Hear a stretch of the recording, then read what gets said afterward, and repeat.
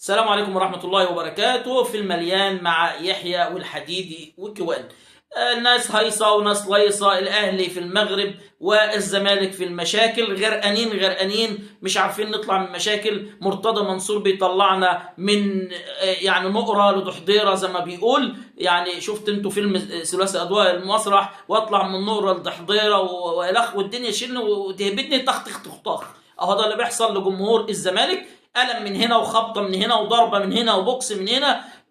يا جماعه مش عارفين نلاقيها من فين ولا فين، اقسم بالله. يعني مش عارفين نقابلها من فين ولا فين. ايه اللي بيحصل لجمهور الزمالك؟ ايه اللي بيحصل من اداره الزمالك؟ ايه اللي بيحصل من مرتضى منصور؟ النادي الاهلي عايش يعني كل يوم الصبح بيقوموا من النوم يقولوا بسم الله الرحمن الرحيم، هنفرح بايه النهارده؟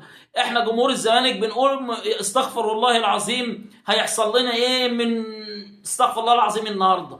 يعني جمهور والله العظيم يا جماعه، يعني تشجيع الزمالك فعلا يعني مشقه. تشجيع الزمالك مش لاي حد. تشجيع الزمالك ده يعني للي قادر يشجع الزمالك، للي قادر يتحمل وصحته تجيبه ويعدي. فيريرا راح وفيريرا رجع. يعني فيريرا راح، ما اعرفش راح ليه، رجع تاني والله برضه ما اعرف راح ليه. انا عارف، يعني انا عارف الاسباب، ان احنا مش قادرين ندفع الشرط الجزائي وبترجع فيريرا عشان خاطر الشرط الجزائي. بس السؤال ليه راح وليه رجع؟ ليه مرتضى عمل مشكله مع مجلس اتحاد الكوره، مع انه كان ممكن يجدول المديونيه من البدايه وما يعرضناش لمشاكل ويسيبنا لاخر لحظه في التأييد؟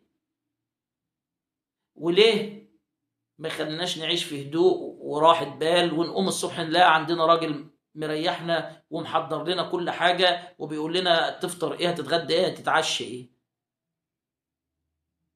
امبارح عمل مشاكل الدنيا في اتحاد الكوره، والى الان اللعيبه مش هتلعب غير ما يجدولوا المديونين. مرتضى منصور بيرمي اتحاد الكوره للجمهور الزملكاوي ويقول له ما هو قدامكم اهو. انت بتداري فشلك بايه؟ انت بتداري فشلك بايه؟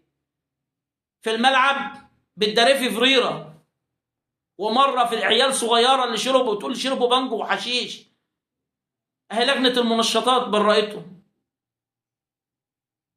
ومره في اسامه نبيه.